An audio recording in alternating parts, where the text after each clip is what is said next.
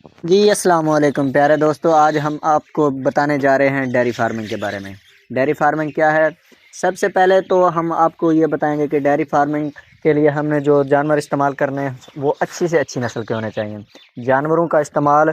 اچھی نسل کا کریں، اور جانور اس لحاظ سے ماحول کے حساب سے جانوروں کو اپنے فارم کے لیے استعمال کریں۔ سب سے زیادہ جو ہے ٹمپریچر زیادہ ہونے کی وجہ سے جو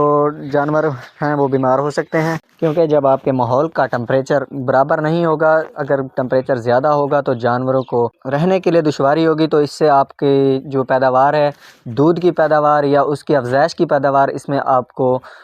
نقصان اٹھانا پڑے گا۔ اس لیے جانور کو اس حساب سے رکھیں، علاقے ماحول کے ٹمپریچر کے حساب سے جانور کی پیداوار کرنی چاہیے۔ تو میں آج آپ کو بتاؤں گا کہ آپ نے سب سے پہلے فارمنگ کے لیے سٹارٹ کیسے لینا ہے۔ تو میں تو آپ کو یہ مشورہ دوں گا کہ آپ 2 جانوروں سے جو ہے نا سٹارٹ لیں، تاکہ اس سے آپ کو 2 جانور جو آپ لیں گے تو اس کو آپ کم از کم 1 سال، یعنی کہ دونوں موسم ہی، سردی والا بھی اور گرمی والا بھی، دونوں موسموں میں ان کی پرورش کریں۔ اس سے یہ ہوگا کہ 2 جانور رکھنے سے آپ کی ایک تو جو ہے نا انویسٹمنٹ اس میں آپ کو تھوڑی سی کم کرنی پڑے گی، اور اس میں آپ کو جو ہے نا دونوں سیزن اس کی افزائش کرنے میں آپ کو تجربہ ہو جائے گا کہ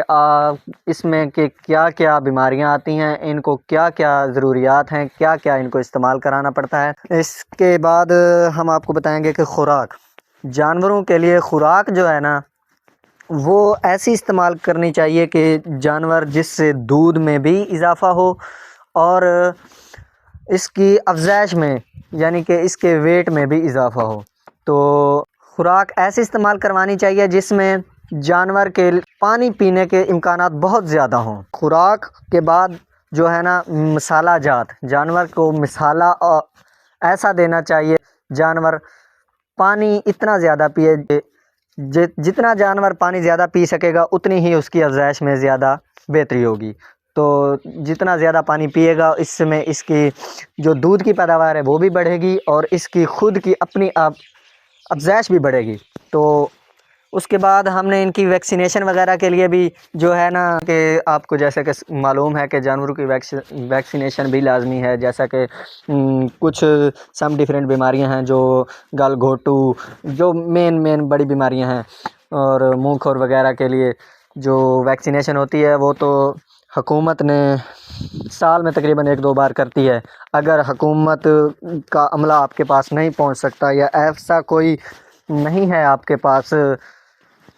کہ وہ عملہ آپ کے پاس نہ پہنچ سکے، تو آپ اپنی طرف سے خود کے پیسوں سے بھی اس کی ویکسینیشن لازمی کروائیں۔ اور جو ویکسینیشن کروانے سے جانور کی صحت میں بہتری رہتی ہے، جانور اچھا رہتا ہے، جانور خوش رہتا ہے۔ اور اس کے بعد جانور کے لیے سب سے زیادہ اور امپورٹنٹ بات جو ہے وہ ہے صفائی جانور کو جتنی زیادہ ملے گی، صفائی سے جتنی بھی زیادہ ہو سکے صفائی جانور کے خوش رہتا ہے، جانور اس سے خوش کھاتا ہے۔ اور اگر جانور کے نیچے کیچڑ وغیرہ ہوگا، جانور کی صفائی اچھی نہیں ہوگی، جانور بیٹھ نہیں سکے گا، اور جانور کو چیچڑ وغیرہ ہوں گے، جانور کھا پی اچھی طرح نہیں سکے گا، تو جانور کی افزائش میں کمی واقع ہوگی، اور آپ کو